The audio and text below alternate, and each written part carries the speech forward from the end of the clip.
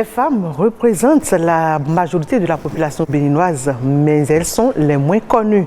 Elles drainent la foule sur les places publiques lors des grands regroupements, mais elles ont rarement droit à la parole. Et quand on leur donne la parole, c'est avec beaucoup de peine.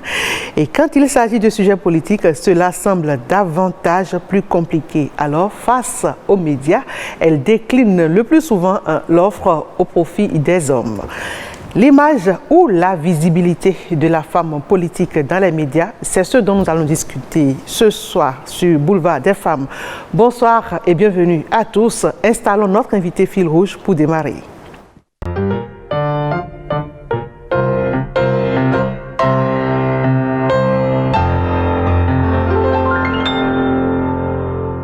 Depuis 2018 à ce jour, Christelle Dossi-Segbeya assure les fonctions de directrice de l'administration de l'Union progressiste, le plus grand parti issu des réformes politiques du régime de la rupture. À ce poste central, elle chapeaute 13 secrétaires administratifs départementaux et gère les préoccupations de 47 députés et 43 maires du parti sur l'ensemble du territoire national. Une tâche qui nécessite rigueur, dextérité et leadership, et cette femme au parcours de combattante en dispose bien. C'est un 24 juillet des années 70 qu'elle voit le jour à Porto Novo, la capitale du Bénin. Femme dominante mais empathique, Christelle Dossi-Segbeya développe un sens d'écoute et une solidarité forte vis-à-vis de ses proches. Elle ne tarde pas à afficher son mépris pour l'injustice. Titulaire d'un bac A1, elle obtient une maîtrise en droit des affaires et carrière judiciaire et un master en gestion de l'administration. Elle se trouve une passion pour le micro et n'arrive pas à y résister. Elle fait donc son entrée dans l'univers des médias. L'Amazone de Soklobo a été l'une des femmes au talent exceptionnel sur la chaîne de télévision LC2 avant d'atterrir à la télévision nationale. Suite à cette révélation sur les écrans, elle va enchaîner plusieurs autres postes. Elle sera directrice du Centre des œuvres universitaires et sociales à l'Université d'Abomey-Calavi et par la suite, elle sera au service de 9 ministres de la République, du ministère en charge de l'enseignement supérieur au ministère en charge des sports. Elle a été l'une des rares femmes leaders politiques qui a su braver la peur, le doute et les incertitudes pour soutenir le président Thomas Boni Yayi à travers le Parti des Forces Kori pour un Bénin émergent, FCBE. Dégourdie, battante et optimiste, elle est une femme de pouvoir, une femme d'impact qui sait concilier rigueur, souplesse et dynamisme pour atteindre les objectifs qu'elle se fixe. Christelle Dossi-Segbeya est l'une des rares espèces de femmes prêtes à tout sacrifice pour le bonheur des personnes vulnérables, en témoignent justement les différentes associations dont elle a la charge. En mars 2017, les péripéties de la vie inspirent un essai littéraire à la brave Dossi, accusée injustement d'un drame. L'ouvrage Accusé mais pas coupable retrace une histoire fort émouvante, riche de leçons et qui apporte les non-dits d'une affaire de famille devenue très tôt un problème de justice. Amazone des temps modernes, Christelle Dossi-Segbeya est sans doute une référence dans cette nouvelle génération de femmes politiques en Afrique. Mirabel Fifame, vous l'avez constaté à travers l'élément, notre invité fil rouge ne laisse rien lui échapper, une vraie tigresse qui s'accroche à tout ce qui l'intéresse et à tout ce qui lui tient à cœur. Christelle Dossi-Segbeya Alioza, bienvenue sur Boulevard des Femmes. Merci, et je suis heureuse d'être là. Un parcours assez riche, on ne vous présente plus aujourd'hui, surtout avec cette casquette de femme politique. Alors en dehors de tout ce qui a été dit dans le reportage, qu'est-ce que vous dites vous-même de votre personne? Écoutez, je constate que c'est juste un chemin qu'on a tracé. Certainement que j'ai tracé avec plusieurs personnes qui m'ont toujours accompagnée et qui m'accompagnent toujours. En réalité, je me retrouve à travers ce que disent les autres. Je retrouve certains pans de moi dont je ne suis pas encore vraiment consciente. Et c'est les autres qui le racontent et c'est plus de responsabilité, plus d'engagement pour moi. Je me dis, tout ceci, c'est un sésame qui me permette d'aller de l'avant, de corriger, puis d'avancer. Allez, sans fausse modestie, c'est aussi beaucoup de joie, beaucoup de plaisir d'entendre tout ça de soi. Oui, bien entendu que vous avez constaté aussi l'émotion dans ma voix. Exactement. Voilà, l'émotion dans ma voix, ce qui prouve en réalité que, avec beaucoup de modestie, je me dis c'est déjà un parcours et il faut en être fier. À des moments donnés, il faut s'apprécier, apprécier voilà, ce que l'on fait et ne pas rester toujours cette personne, toujours dans l'humilité, même si l'humilité parfois vous porte. Voilà. Ce que les gens ne savent pas aussi, c'est que le parcours, ça ne s'est pas fait du jour au lendemain. C'est plusieurs années de travail, de dur labeur. Bien entendu que je l'ai commencé toute jeune, toute petite. J'ai reçu une éducation qui m'a permis quand même de faire ce chemin. Je me suis cultivée, je me suis battue, je suis tombée plusieurs fois, je me suis relevée, j'ai ri, j'ai pleuré et puis je continue. Tout cet engouement pour la politique, c'est parti d'où? Mais écoutez, cet engouement pour la politique, c'est par rapport à une vision que j'ai toujours eue, pensant que chacun de nous, individuellement, que nous avons le devoir de travailler pour la cité. Et quand, quelque part, vous avez la possibilité d'aller vers les autres, la possibilité de changer le quotidien de l'autre et que vous devez le faire, c'est ce qui m'a engagée et que j'ai pu faire des constats depuis mon bas âge, de la manière de vivre de certaines personnes. J'ai eu des voisins qui vivaient dans certaines conditions. Quand je les comparais à mes conditions à moi, j'avais pris l'engagement de me dire qu'il faut que je me batte, c'est vrai, pour moi, pour ma famille, pour ceux qui m'entourent, mais pour les autres aussi, en tenant compte de l'adage qui dit que nul n'est jamais heureux tout seul, et que si vous vivez bien chez vous et qu'à côté l'autre ne vit pas du jour au lendemain, un beau matin, vous verrez qu'ils vont vous assaillir. Et donc je me dis, on peut toujours vivre soi-même heureux et faire rejaillir ce bonheur sur les autres. Et la société se construit d'abord chez vous, à la maison, et vous sortez avec ceux qui vous entourent, et puis ça s'agrandit et vous avez un pays. Et dès lors que vous avez la possibilité de rester aux côtés des voisins, de rester aux côtés de la société de votre pays, il faut le faire. Il faut le faire en s'engageant. Je ne peux pas rester chez moi et dire que je peux mener des actions pour impacter le pays, impacter les voisins. Donc, il faut s'engager. Et j'avais reçu... je lui rends hommage, mon feu père, qui était quelqu'un de très, très engagé, qui m'a donné le cours de l'engagement. Il était militaire, d'accord, mais voilà. C'est ça. Voilà. Et puis, avec cette petite histoire, je me rends compte que la seule étrangère ici, c'est moi. Hein. Sinon, c'est Dieu entre nous. Non. C'est vrai que c'est aussi une question de génération. Exactement. Voilà. Dites-nous, est-ce qu'à la base, votre vocation, c'était de finir femme politique ou c'est le destin qui s'est imposé à vous? Je crois que c'est une question de destin. Mais quand on était au cours primaire ou au secondaire, on nous demandait qu'est-ce que vous ferez quand vous serez grand. Je choisissais par ordre de priorité. Je disais journaliste, je disais diplomate. Et puis, je vais faire aussi une folie, je disais peut-être hôtesse de l'air. Toujours dans l'engagement servi.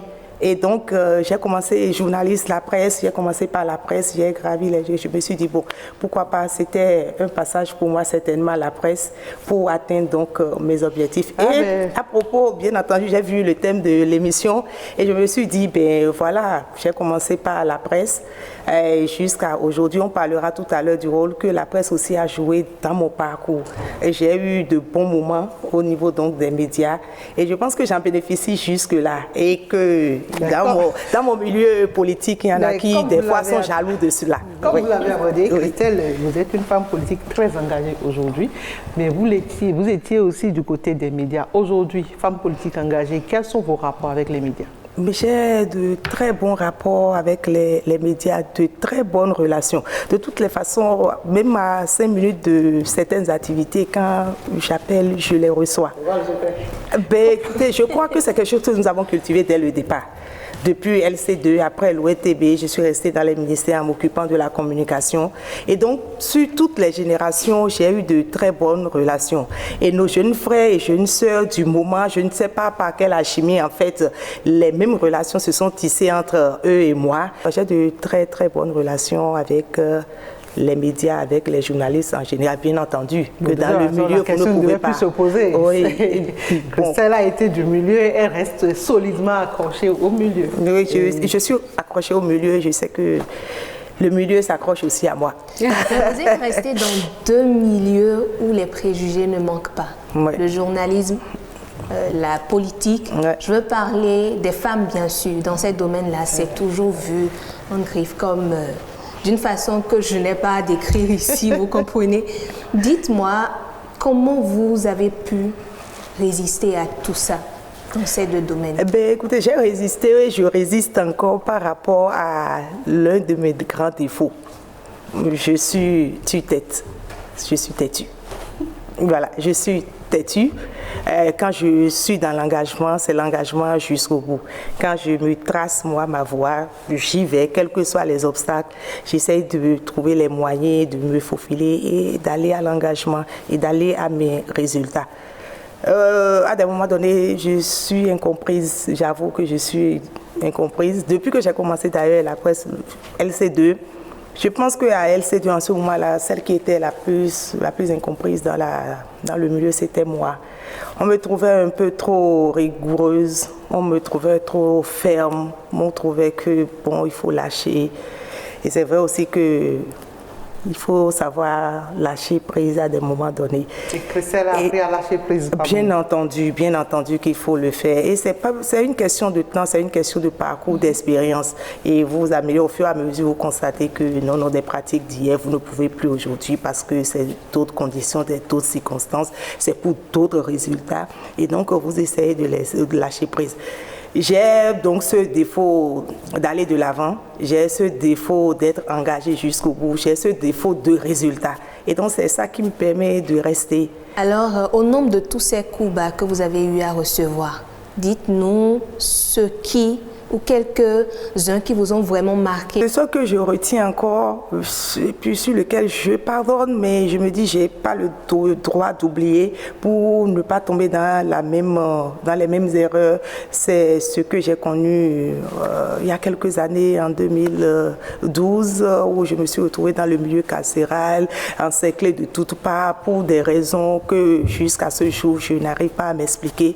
Ce n'est que ça, et puis je m'en suis sortie, je dis la vie continue. En dehors de ça, les coups bas, vous les avez au quotidien quand vous êtes dans certains milieux. À vous de savoir comment faire pour vous en sortir et puis continuer votre vie. De toutes les façons, les coups bas, c'est partout. Ce n'est pas qu'en politique, ce n'est pas que dans le milieu de la presse. Les coups bas, c'est partout. Quel que soit le secteur d'activité que vous choisissez, vous êtes obligé de... Surtout quand vous êtes femme. Surtout quand vous êtes femme. Et quelqu'un a dit que c'est un péché quand on est femme. Et que ça devient une faute quand vous êtes une femme intelligente. Et que c'est le crime quand vous êtes femme intelligente, vous êtes belle dame, etc. Donc voilà, c'est la totale. Parfait. C'est le crime de la parfait. nature. Donc il faut savoir gérer. Alors, si ça, c'est très facile pour vous de collaborer avec la presse, comment vous appréciez le regard des autres femmes, la visibilité des autres femmes politiques dans le milieu presse? Dans notre pays, dans notre environnement, je ne pense pas que les médias permettent à la femme politique d'avoir l'image qu'il faut. Donc les médias béninois ne projettent pas encore cette image de la femme qui permettent de lui faire confiance, qui permettent à d'autres femmes de s'engager en politique. Bien entendu que la femme politique elle-même doit se donner une image, se faire une image qui amène les médias vers elle. Vous voyez, je voudrais juste prendre un exemple. C'est vrai qu'on me reproche souvent de ne pas avoir d'idole ou de modèle. Je dis non, j'ai des personnes inspirantes. Il y a des personnes qui m'inspirent. Quand vous prenez l'ancienne chancelière allemande, Angela Merkel, quand vous voyez l'image qu'elle projette, c'est une image que nous, en tant que femmes, et quelle que soit la femme qui s'engage, je ne parle même pas seulement de la femme politique, mais fondamentalement de la femme politique qui s'engage, c'est une image que nous devons cultiver. Et quand vous avez cette image, je pense que les médias iront vers vous et vous permettront même d'améliorer cette image. La femme engagée dans tout secteur d'activité et particulièrement dans le secteur, dans le domaine politique, doit avoir une image axée sur 3 points. Et la première image, le premier point d'image que la chancelière projette et qui fait ce que je fais et mienne, la première image, c'est cette image de la femme compétente. Et pour la femme compétente, c'est tout un paquet. C'est la femme engagée, c'est la femme qui a une vision, c'est la femme qui porte des idées, c'est cette femme qui porte la responsabilité. Ce n'est pas la femme telle que nous en parlons aujourd'hui qui porte la vie. Tout le monde sait que la femme porte la vie.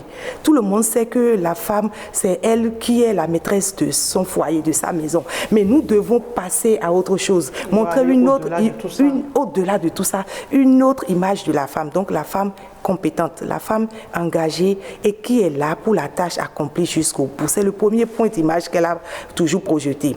Le deuxième point, c'est la femme qui, malgré ses responsabilités, est dans l'humilité totale. C'est-à-dire la simplicité qui ne veut pas dire la vulgarité. La simplicité, pas d'artifice, pas d'extravagance, mais qui permet aux autres femmes de se retrouver à travers elles. C'est cette image, ce deuxième point d'image que nous devons projeter, nous, en tant que femmes. Et le troisième point d'image qu'elle a toujours projeté, c'est cette femme qui reste humaniste. Et face aux grands de ce monde-là, vous la voyez que dans les décisions, elle met toujours l'homme au cœur de tout.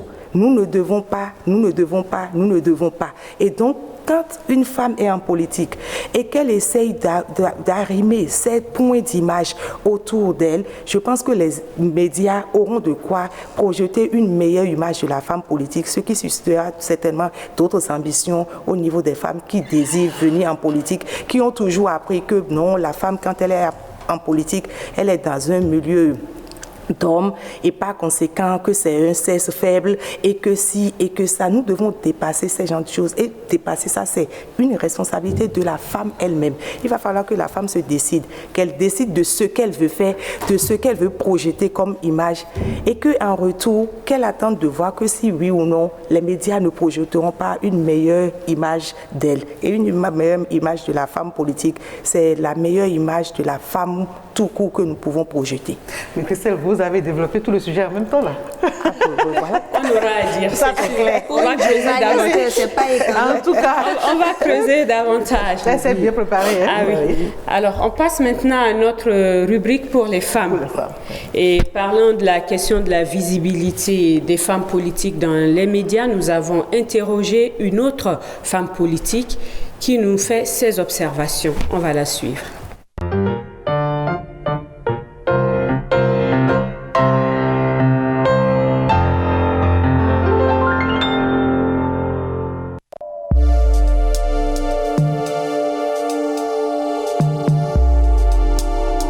Les femmes politiques ont facilement accès aux médias. Seulement que ça dépend du type de médias, selon que ce soit des médias traditionnels ou des médias numériques.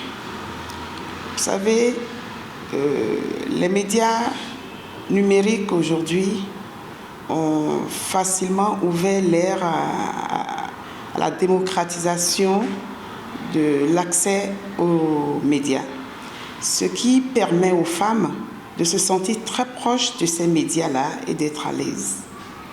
Contrairement aux médias traditionnels où elles n'ont pas véritablement accès, parce que ces médias traditionnels sont dans des formats tels que des émissions cultes y sont diffusées et qui ne donnent pas forcément accès aux femmes politiques. Les femmes politiques ne se retrouvent pas, par exemple, dans des chroniques qui sont diffusées, dans des émissions de débats politiques. C'est souvent les hommes politiques qui ont accès à ce type d'émissions. Donc, ce qui fait qu'on a parfois envie de dire que les femmes politiques n'ont pas forcément accès aux médias, alors que, en réalité, lorsqu'on les retrouve à travers les médias, c'est dans des reportages qu'elles ont initiés elles-mêmes ou auxquels elles ont pris part.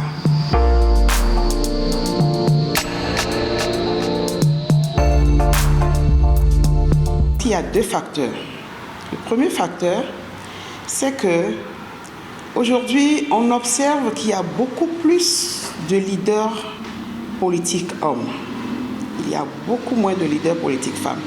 Et donc, cela, c'est tout à fait normal qu'on ne remarque que des hommes dans des émissions qui sont diffusées sur les médias traditionnels, comme je le disais tantôt. Et les journalistes ont un principe. Lorsqu'ils invitent une femme politique une première fois, une deuxième fois et une troisième fois, et qu'à chaque fois elle décline l'invitation, c'est normal que cette femme-là ne sera plus approchée. Et donc, ça, c'est déjà l'une des raisons pour lesquelles on peut penser que les femmes politiques n'ont pas accès aux médias. Mais en réalité, qu'est-ce qui se passe? Il faut dire que pour parler de ce cas, j'ai envie de donner l'exemple de Moël Béné, qui est un parti politique auquel j'appartiens, et au sein duquel il s'observe une discipline de groupe en matière communicationnelle. C'est-à-dire que n'importe qui ne peut pas se lever pour prendre la parole. Fût-il un homme politique ou une femme politique. Parce que la parole, c'est quelque chose de sacré et qui engage le parti politique. Et donc, cette discipline de groupe qui est imposée au sein de notre parti politique, par exemple, fait qu'un casting de fond se fait.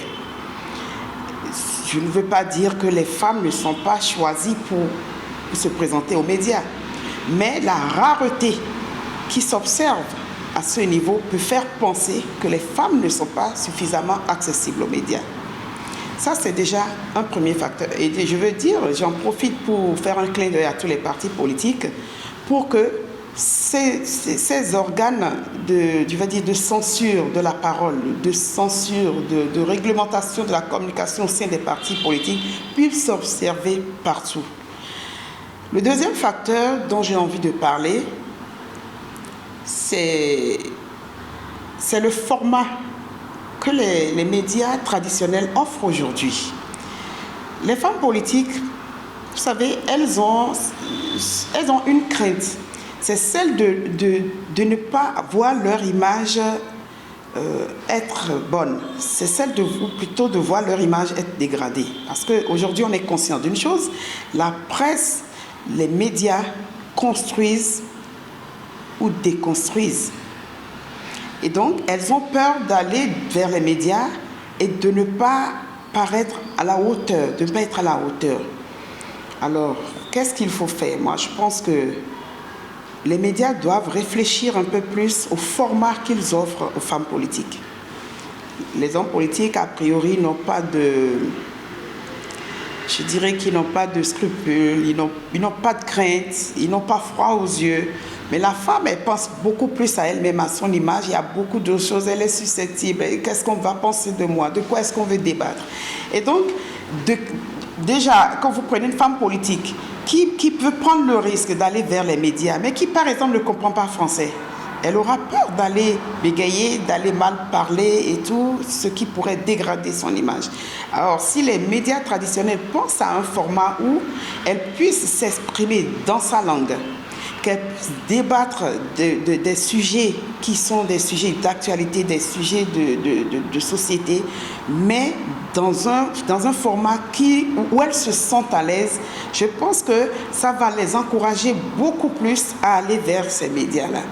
Donc, c'est un peu, selon moi, les deux facteurs qui font qu'on a comme l'impression que les femmes n'ont pas cet accès facile aux médias comparativement aux hommes politiques.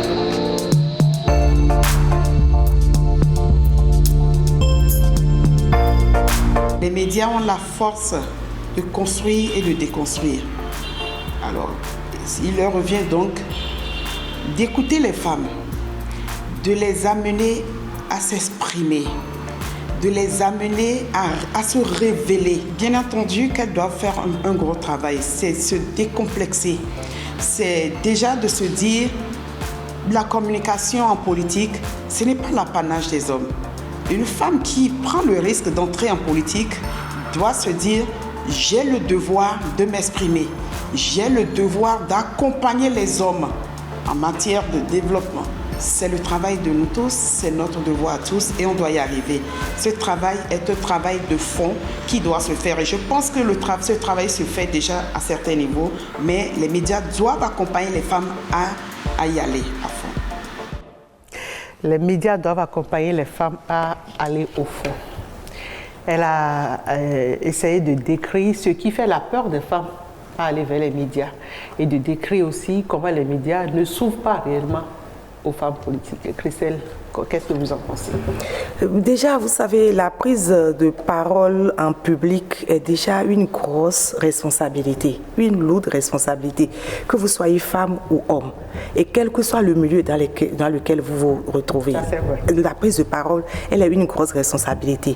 Et quand on revient à la femme, je ne parle pas d'abord de la femme politique, quand on revient vers la femme, même la femme tout court, prendre la parole pour elle est une responsabilité. Et dès lors qu'on lui donne la parole, ce qui lui arrive, c'est quoi? Qu'est-ce que je dis? Qu'est-ce que je ne dis pas? Quelle est l'image que je veux projeter? Est-ce que si je le dis, on ne trafiquera pas ce que j'ai dit autrement? On ne comprendrait pas autrement ce que je dis, juste pour la femme. Et quand on prend la femme politique dans certains contextes, la femme politique, elle reste réticente. Elle se dit, pourquoi d'abord on me donne la parole? Qu'est-ce que je vais dire? Et je suis face à qui? Qui est mon interlocuteur? Tout ceci, je pense quand même, peut être amélioré. Et aujourd'hui, puisque nous parlons de partis politiques, nous parlons de femmes en politique, et je vais juste ouvrir une parenthèse pour vous dire que moi j'ai une vision de la politique c'est une vision que j'ai toujours eue de la politique, que les gens ne partagent pas. Si nous maintenons la réforme du système partisan, ce serait parmi les hommes politiques que nous allons déceler les hommes et les femmes qui vont aspirer à la gestion du pouvoir public, à la gestion de la République. Et par conséquent, des hommes et des femmes qui doivent gérer notre pays, qui doivent permettre à tout un pays de se développer, les enfants d'un pays d'aller à l'école, de se soigner, de se nourrir, etc., ne peuvent plus être des amateurs, ne peuvent plus être des gens qui, par effraction, se retrouvent dans ce milieu. Je pense que nous devons le faire, continuer la réforme. Et par conséquent, si nous continuons cette réforme et que nous nous engageons en tant que femmes politiques ou hommes politiques, nous sommes tenus d'aller à une certaine école.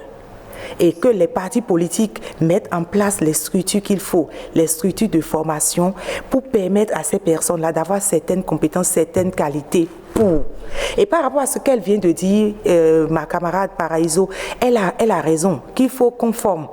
Pas parce que tout le monde doit être en politique, toutes les femmes ne seront pas en politique. C'est même pas l'idéal pour un pays. Il y a training pour ça. Voilà, tous les hommes n'iront pas en politique. Mais quand vous êtes journaliste et que vous dites je fais carrière dans le journalisme, c'est vrai que nous à un moment donné nous avons commencé par sur le tas. Ceux qui ont continué et qui ont voulu rester dans le domaine sont allés à l'école. Forcément. Alors c'est ce que nous devons faire aussi en politique. Nous venons, nous nous formons et les partis politiques mettent en place les structures qu'il faut et donnent l'occasion à ces hommes et à ces femmes d'avoir certaines compétences.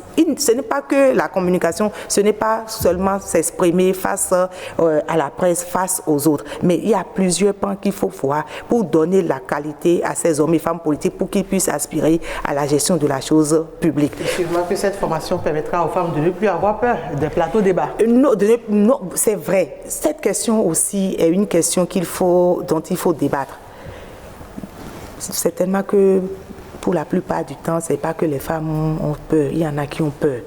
Et c'est normal d'ailleurs qu'on ait peur. Et c'est la peur qui vous permet de... Il y a des hommes aussi qui ont aussi peur. Et je crois que jusqu'à présent, quand tu prends ton micro face à ton micro pour le journal, Ghislaine, quand on te passe le jingle, tu as toujours quelque chose en toi. C'est ça qui te motive, qui te soulève, qui te détermine. Et donc, on doit toujours avoir peur. Mais qu'il faut travailler sur cette peur, à se maîtriser dès que vous commencez, que cette période la passe, que vous vous retrouvez, que vous vous exprimez. Et donc, c'est pas que les femmes ont fondamentalement peur. Oui, elles ont peur. Mais c'est aussi que excusez-moi, certains patrons des médias sous-estiment la capacité des femmes à débattre dans certains milieux, à débattre sur des thèmes précis. Et je crois qu'il faut aller vers les femmes et parler avec elles. Il faut les inviter. Et bon, les mettre en confiance. La femme a besoin d'être en confiance. La femme se dit, si je me mets sur le plateau avec tel monsieur, que fera-t-il de moi? Mettez les femmes en confiance et allez choisir aussi les bonnes femmes pour les choses. N'allons pas vers n'importe qui parce que nous voulons avoir une interview, nous voulons avoir un invité, nous voulons, comme certains le disent, nous voulons colorer notre plateau et on va chercher une femme pour projeter une mauvaise image de la femme, tout court, mauvaise image de la femme politique. Allons vers les femmes pour des sujets précis. Moi, dans ma position, il y a des confrères qui m'appellent pour certaines interviews, certaines émissions. Je dis non, ce domaine-là, moi, je ne peux pas en parler. Je ne peux pas aller dans ce domaine. Je ne parle pas de ce que je ne connais pas, ce que je ne maîtrise pas. Ne m'amène pas là. Je te propose plutôt telle femme, je te propose plutôt tel monsieur. Et ça doit être valable pour les hommes et pour les femmes, parce que vous en trouvez aussi sur des plateaux et vous êtes déçus. Même s'ils sont hommes politiques ou hommes dans d'autres domaines, quand vous les retrouvez, vous me dites, mais pourquoi c'est ce monsieur? On pourrait avoir mieux. Et donc, si moi, je pense qu'on peut avoir mieux et que le mieux n'est pas moi, je demande qu'on aille chercher le mieux ailleurs. Et c'est aussi une manière pour moi de construire mon image. Je n'ai pas besoin de parler de tout et de rien. Pas du tout. Alors, est-ce que dans votre mouvement politique aujourd'hui, le plus grand au Bénin, il y a ce travail d'accompagnement qui se fait au niveau des femmes pour mieux les aguerrir et les rendre capables de prendre la parole et de se tenir face aux médias? Bien entendu, vous savez, à l'Union progressiste aujourd'hui, nous avons notre cellule formation. Et la cellule formation s'occupe fondamentalement, comme le dit son nom, de la formation des militants et des militantes. Et nous avons la formation spécifiquement dédiée aux femmes. Nous avons essayé, ces derniers temps, dans le cadre de la célébration de la Journée internationale des droits des femmes, nous avons essayé quelque chose avec nos femmes. En nous disant, nous ne nous mettons pas dans la fête, nous allons essayer avec des formations de petits thèmes que nous développons avec les femmes pour voir un peu quelle est leur sensibilité. Nous pensons qu'elles sont acquises à la cause et qu'elles demandent à être formées, elles demandent à être informées, elles demandent à être sensibilisées. Et c'est vrai, quand vous les prenez aujourd'hui sur le coup, vous leur tendez le micro et c'est dans leur langue, elles vous parlent, elles s'ouvrent à vous. Qu'est-ce que nous faisons pour que celles qui sont instruites, celles qui parlent français, qu'est-ce que nous faisons pour que face au micro, face à un débat, qu'elle soit aussi à l'aise que la femme qui prend son micro et dans sa langue parle et dit ce qu'elle a sur le cœur? C'est ce travail-là que nous devons faire. Nous allons le faire pas sur toutes les femmes qui sont à l'Union progressiste, mais par rapport à la vision de l'Union progressiste, les perspectives de l'Union progressiste, nous aurons des échantillons sur lesquels nous allons agir. Et puisque nous parlons de l'image de la femme politique dans les médias, est-ce que personnellement vous estimez que les médias ont véritablement participé en bien à la construction de votre image politique? Me concernant, moi, c'est oui. Ça, c'est oui. Moi, j'ai eu cette chance de passer par la presse LC2, de rester déjà et de projeter une certaine image de moi au public, une image qui a été améliorée par les médias. Après, à l'ONTB, pareil. Je suis restée dans d'autres secteurs où je me suis occupée de la communication. Et donc, je suis restée toute ma vie, depuis 25 ans, je suis restée collée aux médias. Et donc, il y en a qui aussi me disent certaines vérités, même si, bon, c'est vrai, et à des moments donnés, il y en a qui me taclent. Et quand sérieusement, il y en a qui me taclent, sérieusement, et dans le milieu, ils savent, ils me connaissent, ils savent que Christelle, elle est bagarreuse aussi, il y en a qui le font avec moi. On se le fait, on se le donne, comme disait Feu Rosine Soglo, il y en a qui me donnent bien de coups, mais en fait, je trouve ça fraternel. Et il y a des gens que j'appelle après pour leur dire, ben, tu as tort, ce que tu as fait là, c'est ça, quel est le résultat que tu recherches?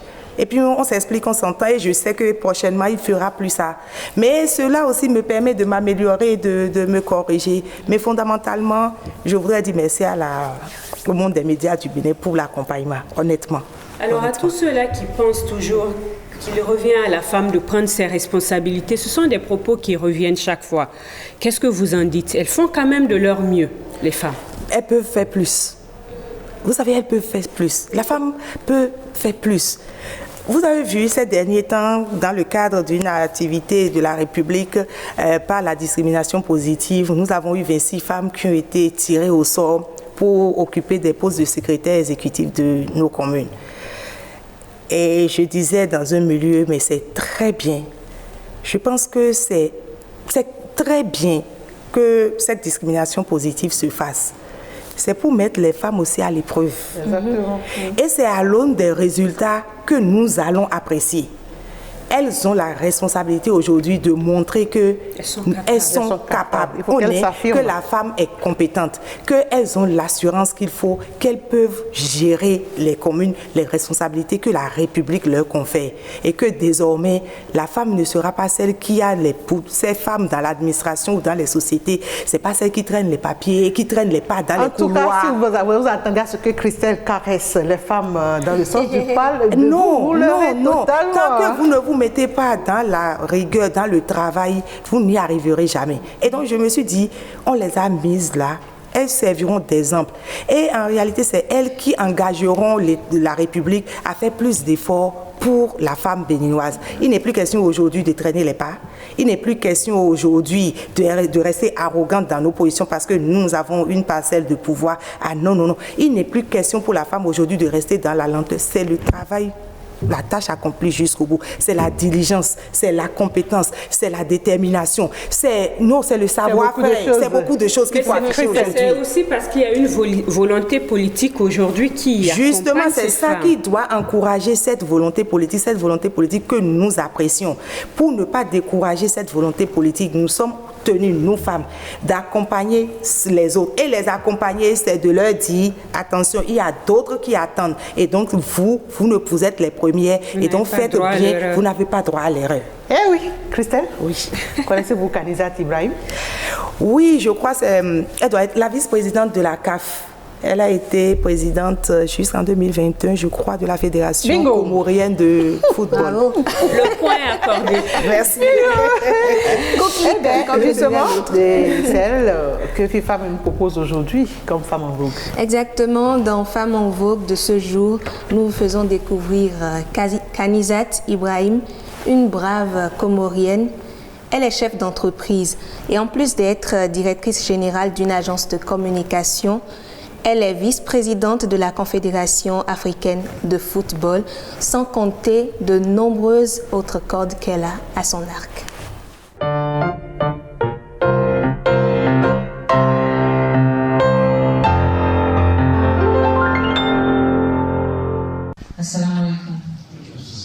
Elle, c'est Kanizat Ibrahim. Née vers 1975, elle est diplômée de l'université Montesquieu, Bordeaux. Kanizat est une chef d'entreprise et dirigeante comorienne de football.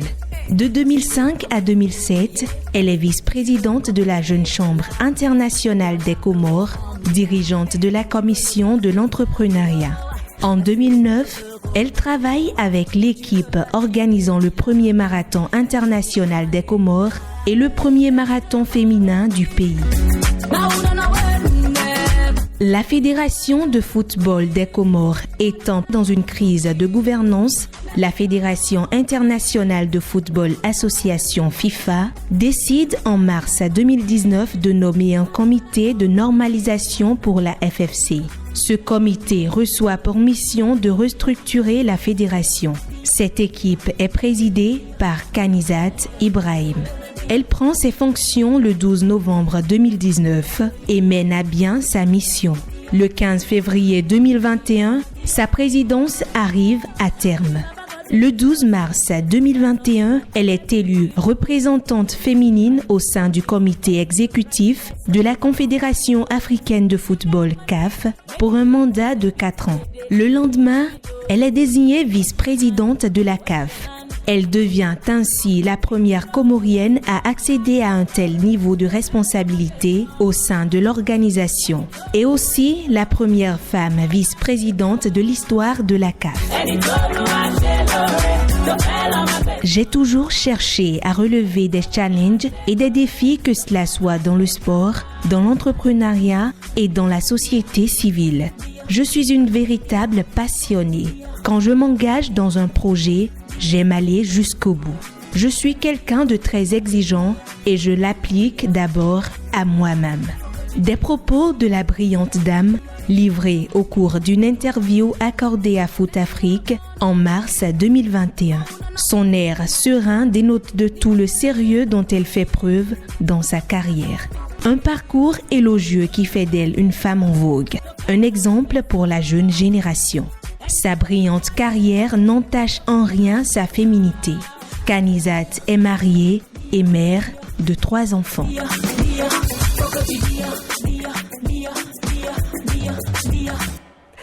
Christelle, Kanizat t'inspire?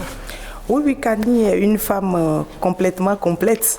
Et puis, c'est une femme tranquille. Vous l'avez vu, elle a un très bon parcours, une femme très organisée, une femme de vision et une femme discrète. Et je pense que vous aurez de ces nouvelles années à venir dans son pays et sur le plan international.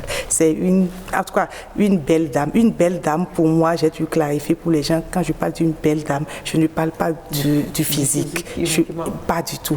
Le physique vient peut-être en complément, mais c'est une belle dame, une tête bien faite. Oui. Ghislaine, de plus en plus, on observe aussi que c'est fini ce monde où les femmes restent au lit et pensent qu'on doit leur faire des faveurs pour évoluer. Aujourd'hui, c'est aujourd'hui, c'est de la compétence. Et Christelle l'a dit à l'entame de ses propos, elle a eu de l'audace, elle s'est cultivée, ça compte beaucoup. Et elle s'engage, elle continue de s'engager, peu importe les obstacles. Mais il faut surtout montrer son engagement. Il faut toujours rester. Quand vous êtes dans votre milieu, vous avez choisi votre milieu d'action. Il faut rester, il ne faut pas faire des incursions et puis sortir. Et comme le disent les hommes, laissez tomber, c'est pointant. Elles vont repartir bientôt. Montrer aux hommes qu'on peut rester jusqu'à la fin. Quand on convoque une réunion, quand on convoque une réunion et qu'on s'assoit à 10h, soyez la dernière à vous lever, même si c'est à 17h. Mais oui, quand vous le faites, prochainement on vous appellera. Mais quand on vous observe et puis 1 heure, 2 heures après la réunion, vous prenez votre sac, vous disparaissez, mais on vous note. Ou c'est votre téléphone qui sonne de façon intempestive et que c'est vous qui êtes attention. Ce sont de petites choses qui s'observent dans certains milieux et qui font de vous une femme engagée ou non. Il faut avoir ces gestes-là. Et dès que vous le faites et vous avez votre compétence, vous avez votre disponibilité, je pense que vous le faites. De la disponibilité. Oui. Alors, un peu de littérature à présent avec Carmen Toudonou. Elle nous plonge dans un univers controversé et du rôle de la femme dans nos sociétés. Et ceci, c'est à travers un ouvrage atypique, Tchakpa le Tango, qu'elle nous invite à découvrir.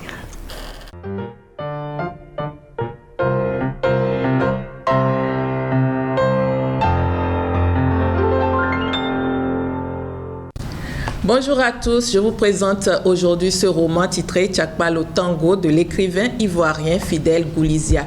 Il est paru en 2019 aux éditions Captio. Il s'agit du premier roman de l'auteur et il conte le récit de la carrière mouvementée d'un journaliste nommé Paul Stokely. Il rêve d'une grande carrière, mais il est confronté aux réalités politiques, surtout quand il devient l'amant de la maîtresse d'un ministre de la République. Alors, Paul est contraint de fuir son pays quand il est indexé comme complice d'une attaque terroriste qui touche la République. Ce roman aborde plusieurs thématiques comme l'impréparation des armées ouest-africaines pour répondre au terrorisme. Et l'auteur indexe aussi les conditions économiques désastreuses dans les pays de la sous-région ainsi que les simulacres de démocratie qui ont lieu dans certains pays. Je voudrais insister ici sur le rôle des femmes dans ce roman. Il faut souligner que dans l'œuvre, il y a 2 catégories de femmes. Il y a d'une part les femmes qui sont des tentatrices. Elles ont nom Pamela, qui est la maîtresse du ministre de la Communication, et Sylvie. La première est celle qui occasionne l'exil de Paul. La seconde est celle qui séduit Paul pour faciliter son arrestation. Ces 2 femmes ne sont pas loin de l'Ève biblique qui propose la pomme à Adam, qui pousse donc l'homme à la chute. Alors, la deuxième catégorie de femmes, ce sont celles que je peux appeler les femmes au foyer. Elles s'appellent Solange et Gagnat. Elles sont mesurées, elles sont discrètes et elles sont au service de leur couple, de leur mari et de l'éducation de leurs enfants. De ce point de vue, l'on peut dire que l'auteur a une conception plutôt traditionnaliste, voire un peu désuète de l'image de la femme. Nous allons nous quitter avec un extrait et nous sommes page 129. Les journalistes marabouts s'empressaient toujours à la première rencontre de vous tendre leur carte de visite sur laquelle ils se présentaient comme consultants des médias à plusieurs casquettes. Ils se vantaient de négocier des interviews sur les plus grandes chaînes européennes au ministre de Dougoutiana de passage à Paris, Bruxelles, Londres ou Genève. C'était leur joker dans le milieu et l'appât auquel mordaient tous les cabinets ministériels avec lesquels ils filtraient. Les ministres de Dougoutiana aimaient se voir dans le miroir étranger, le miroir de l'autre. Une interview avec un média étranger donnait de la cote au pays. C'était comme ça, et cette mentalité de coloniser, de pseudo-progressistes du PPD n'avait pu la dompter. Paul connaissait bien les codes du bienveillant réquisitoire dressé par Vieux Caïman. Il devait à tout le moins faire amende honorable, et rien de mieux qu'une tournée de Tchakpalo pour tous. Peu importe la qualité du breuvage servi, seul le geste comptait. C'est ce que fit Paul au grand bonheur de Vieux Caïman et de ses condisciples requinqués par le nectar de la fabrique locale à ciel ouvert. Les voix d'une chaude discussion venaient d'être dégagées. C'était un plaisir, mesdames, messieurs, de passer ces quelques minutes en votre compagnie. Je vous retrouve très bientôt. Le rôle controversé des femmes dans ce roman me fait vraiment sourire. Et Christelle également a tiqué de rire. Ben oui, c'est deux images en fait de la femme qui sont projetées dans ce roman. La première image, c'est la femme destructrice.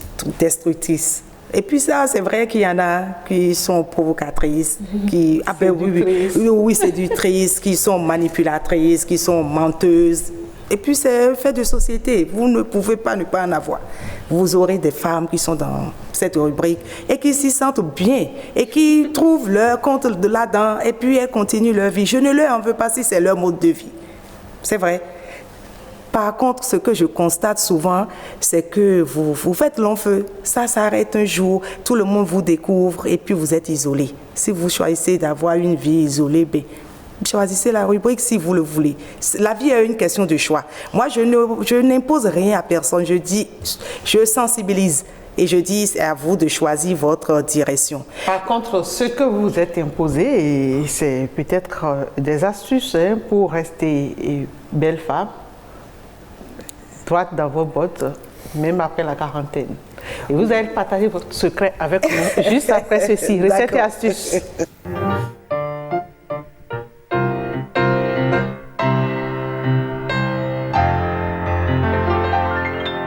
Manger sainement devrait être notre objectif et on peut avoir comme résultat la perte de poids parce que je peux manger sainement sans perdre de poids. C'est vrai que quand j'ai l'habitude de dépasser mes apports et que je commence pas rééquilibrer mon alimentation, je peux perdre de poids. Et la perte de poids, même minime, peut améliorer notre santé. Donc, il est recommandé ou conseillé dans certains cas d'améliorer notre habitude alimentaire pour la perte de poids. Et ça ne veut pas dire que si j'améliore mon alimentation, je vais forcément perdre de poids. Et pourquoi 40 ans? Avoir 40 ans d'abord avant de penser à améliorer son habitude alimentaire. On ne devrait pas attendre 40 ans, mais ça ne veut pas dire si c'est à 40 ans que j'ai eu ma motivation, il ne faut pas le faire, même au-delà de 40 ans. Si c'est en ce moment que j'ai eu le déclic, il faut tout le temps. Il n'y a pas d'âge spécifique pour commencer à améliorer notre alimentation. Et que ce soit pour la perte de poids ou manger sainement, ça demande une démarche structurée. Pourquoi je veux perdre de poids? Il faut qu'ensemble, avec un spécialiste, qu'on arrive à déterminer ce qui est plus important, ce qui est plus urgent. Si une personne peut venir chez moi parce que son taux de cholestérol est élevé et on recommande à cette personne, par exemple, de perdre du poids. Une autre personne peut avoir un problème au niveau du foie et ainsi de suite. Donc, il faut voir ce qui est plus urgent. Quelqu'un qui vient chez moi, qui a une hypertension élevée, même si il est recommandé de perdre du poids, ce qui est urgent en ce moment, c'est comment faire pour contrôler son apport en sodium, parce que ça, c'est plus urgent. Ça va plus détruire sa santé cardiovasculaire que la perte de poids. Donc, la perte de poids, parce qu'on n'a pas de contrôle tout le temps sur la perte de poids. Pourquoi ne pas travailler en premier d'abord sur l'élément sur lequel on a de contrôle? Manger sainement n'est forcément pas synonyme de la perte de poids. Il n'y a pas d'âge spécifique pour commencer. Mais si on peut commencer plus tôt, c'est l'idéal. Pour maintenir son poids idéal après 40 ans, c'est de manger sainement tout simplement. Si déjà il faut retrouver le poids idéal, si vous voulez savoir qu'est-ce qu'il faut manger, on ne va jamais cesser de le dire, les légumes, et ça contient des vitamines et minéraux qu'il faut avoir.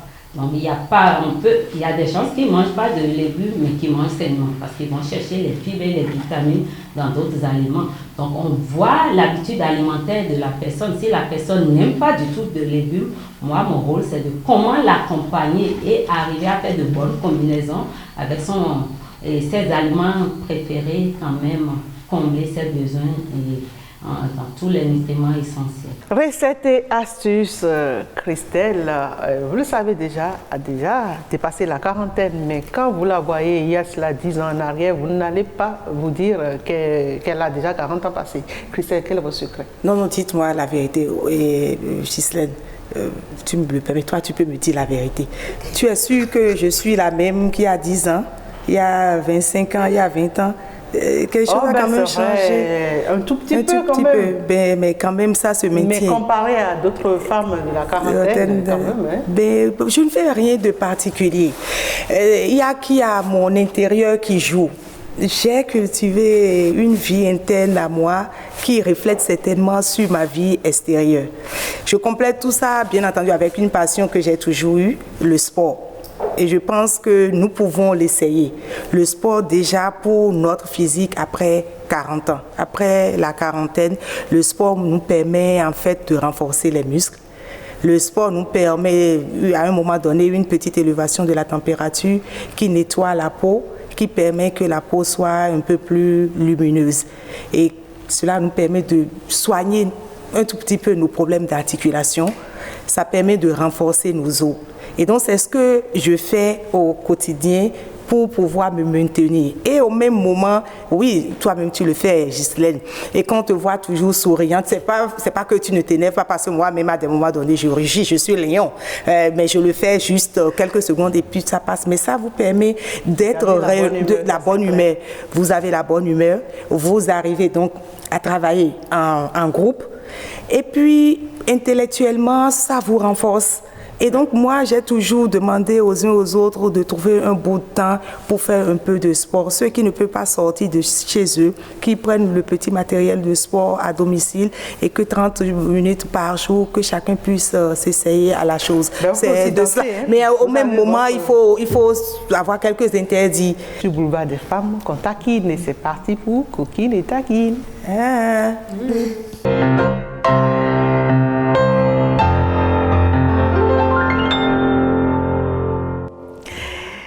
Depuis que Boulevard des Femmes a commencé, c'est la phase finale, Coquine Taquine, qui fait un peu de tic à tous les niveaux. Et même Christelle avait peur. Elle voulait que je lui pose des questions. Les questions, on ne les prépare pas, ça vient comme ça. Oui. Ça, c'est des questions qu'on ne prépare pas, où chacun se laisse aller. D'accord, allons-y. Pour être la gentille petite sœur que j'ai toujours été, je laisse le rôle à Mirabelle. Je connais ça. Je crois que je vais être aussi un peu gentille. Juste une petite question. Cette coupe de cheveux, c'est un choix, c'est tonton qui l'a voulu ou... Expliquez-nous. C'est bizarre, j'avais la même question. Qu'est-ce qui explique Mais moi, je voulais plutôt demander ce qui explique le revirement. Avant, elle avait vraiment les cheveux, elle les faisait, elle était très jolie, mais du coup, c'est... Et si vous écoutez ma question, je dis, le coût de la boule à zéro, c'est quoi? C'est quoi la raison? Voilà. Parce que c'est vraiment un coup. Ouais.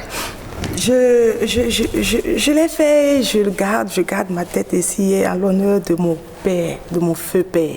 Et donc, à la suite des cérémonies de décès de mon papa, il fallait que je passe donc par là. Je suis passée par là. Et pour garder mon père, rendre hommage à mon père pour ce qu'il a été dans ma vie, je me suis dit, écoutez, je garde ma tête ici. Et quand je garde ma tête, ceux qui ont connu mon père, quand ils me voient, ils voient mon père à travers moi. Il paraît toujours que je suis la photocopie conforme de mon papa. Et après, les gens m'ont dit, mais ça te va bien. Je l'ai gardé. D'abord pour rendre hommage à mon père. Et deuxième chose, je l'ai gardé parce que je suis à l'aise. Les soirs quand je rentre, dégagée.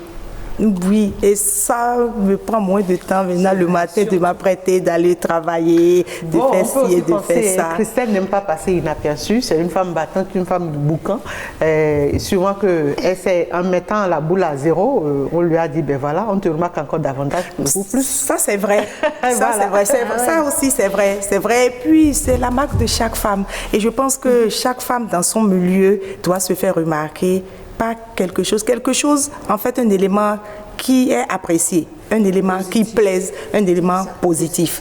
Mais quand vous vous faites remarquer par le négatif, il faut changer de cap. Mais je me dis aussi, ça permet de me dire que je suis femme et je reste femme africaine. Voilà, et l'autre chose, Christelle a un caractère trempé. Mais Christelle est mariée.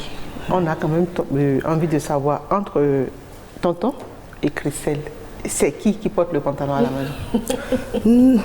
Ça, c'est une belle question. Mais c'est vrai, Christelle, tu sais, Christelle a eu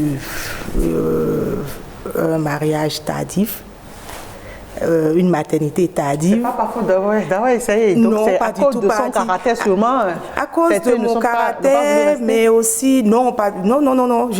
Il s'accroche, hein, Christelle. Quand il y en a qui me disent, qui ont été juste de simples amis, qui me disent, mais écoute, tu es une femme avec qui on a envie de rester. Et ça, c'est vrai, je le confirme. Donc, mon caractère trempé, en fait, ne cache que une femme de sentiment. Je suis une femme de sentiment, je suis fondamentalement une femme de sentiment, une personne de sentiment. Et donc, je me protège par rapport à ce que vous avez de visible. Tout simplement. À la maison, je suis femme. C'est juste une armure de façade. Oui, il faut des carapaces à un moment donné pour se protéger. Et là, je me protège. Je suis lion. Et quand vous regardez une femme lion, je suis entière quand je veux faire quelque chose. Que ce soit professionnellement ou familial, quand je suis dans un milieu, je suis entière. Et c'est vrai, je suis entière. Tout en restant aussi la lionne que je suis. Il y a des moments où je ouvre. Et puis, mais je connais mes limites. Monsieur a peut-être un tempérament aussi trempé, mais nous connaissons et nous gérons. Nous gérons. Ah oui, nous connaissons, nous gérons, ça se passe bien. Il y a des moments où on se dit, ben toi arrête, Christelle arrête, toi je dis toi aussi je l'arrête, tu exagères. Et puis on se gère. Je crois aussi que c'est une question de maturité. Et enfin, moi, aujourd'hui, dans mon couple, je pense que c'est la maturité qui m'amène à gérer mon couple. Et mon mari est constamment avec moi. Il m'accompagne dans ce que je fais, il me soutient. Et puis, ça se passe bien. Vous avez dit être une femme sensible. Est-ce que vous avez le souvenir d'un bon moment romantique, une date inoubliable? Une date, la date inoubliable en tant que femme, certainement que je prends le 23 janvier. La date de mon mariage où j'ai dit oui à un homme, oui de façon officielle à un homme, parce que c'est vrai qu'il y en a qui te disaient, Christelle, est-ce qu'elle est une femme indépendante, elle veut toujours faire ci et ça, mais non, je pense que je garde cette date-là et je pense que je l'ai définitivement, j'ai dit oui, c'est de façon définitive, absolument. Oui. Bravo. Oui. Alors, le mercure descend. Allez. Christelle.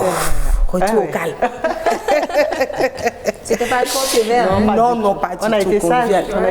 Oui, très gentil. On mérite des bonbons? On ne l'a même pas titillé. On ne l'a même pas titillé. Oui, je constate aussi que ça se passe toujours ici. C'est ma chance. Il y a des gens que nous secouons. Bon, d'accord. Moi-même, je me prépare et je vous attends au carrefour. Alors, mesdames, messieurs, ce nouveau numéro de Boulevard des Femmes s'achève ainsi. Vous l'avez suivi avec notre invité fil rouge, timidité, manque de confiance, pas ou peu formées, et les femmes politiques, pour la plupart, n'arrivent pas réellement à faire face aux médias, et les solutions sont en train d'être trouvées avec les nouvelles formules au sein des partis politiques. Christelle Dossi Segbeya Ndonugbo, Aliosa. C'était notre invité fil rouge. Merci d'être passé sur Boulevard des Femmes. C'est moi qui vous remercie. C'est un plaisir. C'est vrai que j'ai du plaisir à suivre votre émission. J'ai suivi quelques numéros et je sais aussi que Ghislaine est restée avec moi. On est resté en contact et je fuyais. Je faisais comme, ça se dit là, les femmes politiques qui fuyaient le micro. Mais un matin, elle m'a dit, Dada, je t'attrape, tu vas passer. Aujourd'hui, c'est aujourd'hui. Aujourd'hui, c'est aujourd'hui. Et j'ai pas regretté. C'est tout un plaisir. Ghislaine ne joue jamais. Oui, et puis je voudrais quand même profiter de l'occasion pour apprécier ce que vous faites sur ce plateau. Merci par rapport à la femme béninoise tout court, la promotion de la femme. Vous rendez visible la femme béninoise en action. Et je voudrais souhaiter, je suis aussi concernée, je voudrais souhaiter que, déjà en tant que femme, que nous puissions soutenir votre émission d'une manière ou d'une autre, que chacune de nous puisse soutenir l'émission. Et que si nous pouvons, d'une manière ou d'une autre, en plus, si nous pouvons d'une manière ou d'une autre, amener, susciter un engouement autour de l'émission avec certains partenaires, certaines personnalités qui seraient bon qu'on le fasse. Évidemment, le plateau Boulevard des Femmes s'est ouvert à toutes les femmes, toutes catégories socio-professionnelles confondues. Merci infiniment pour votre accompagnement. Merci. Mirabel et Fifaré, on dépose les micros un moment et puis on revient plus tard. C'est fini pour aujourd'hui. Oui. On se dit à bientôt. Merci à toute l'équipe de réalisation dirigée aujourd'hui par un coq qui est dans la basse-cour, Amel Gbenye. Merci à toute l'équipe. Merci à vous aussi, mesdames, messieurs, de nous avoir suivis et à très bientôt. À bientôt.